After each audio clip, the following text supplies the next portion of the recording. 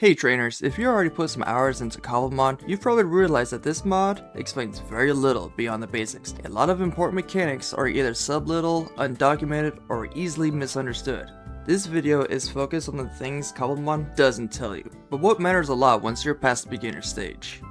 Cobblemon Pokemon spawns are not random in the traditional Minecraft sense. Every Pokemon has specific spawn rule defined by biome tags, light levels, height ranges, and sometimes block conditions. This means wandering aimlessly hoping to find something rare is usually insignificant. If you're hunting for a specific Pokemon, understanding where it spawns is far more important than just exploring endlessly. One thing Cobblemon never explains is that Pokemon follow the Minecraft style despawn logic. If you're too far away or unload chunks, Pokemon can despawn just like mobs. This matters a lot when you're scouting rare spawns or trying to keep the Pokemon around while you're preparing a battle or capture.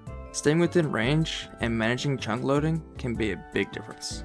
Type advantages exist in Cobblemon, but early and mid-game battles are often decided more by levels and power typing than pure typing.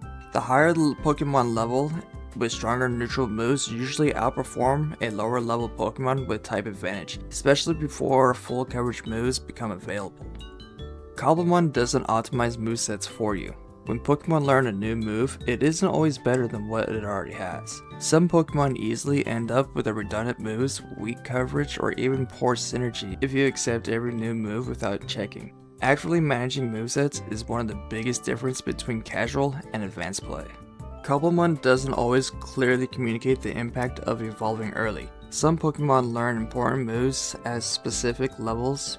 If you evolve too early, you may delay or miss certain moves unless you plan around it. Paying attention to evolution timing can save you time and a lot of extra effort.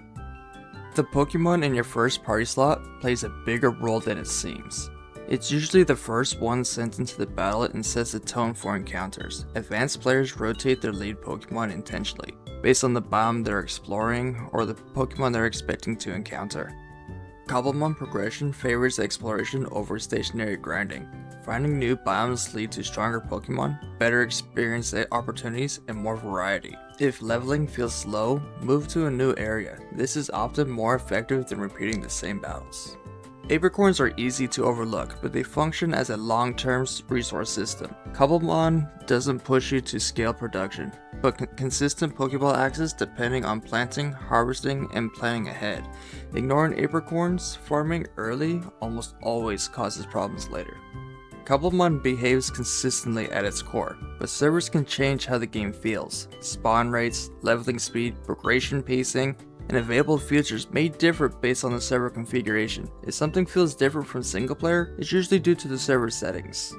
One of the biggest things Cobblemon doesn't tell you is that preparation matters more than reaction. Planning your team, managing resources, understanding spawns, and setting goals ahead of time will always outperform improvising in battle, especially as difficulty increases.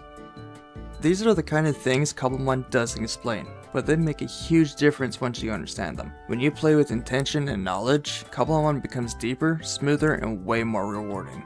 If you want to see more Cobblemon content, tips, tricks, and chill gameplay, subscribe to my YouTube or follow me on Twitch for more. I will see you in the next one.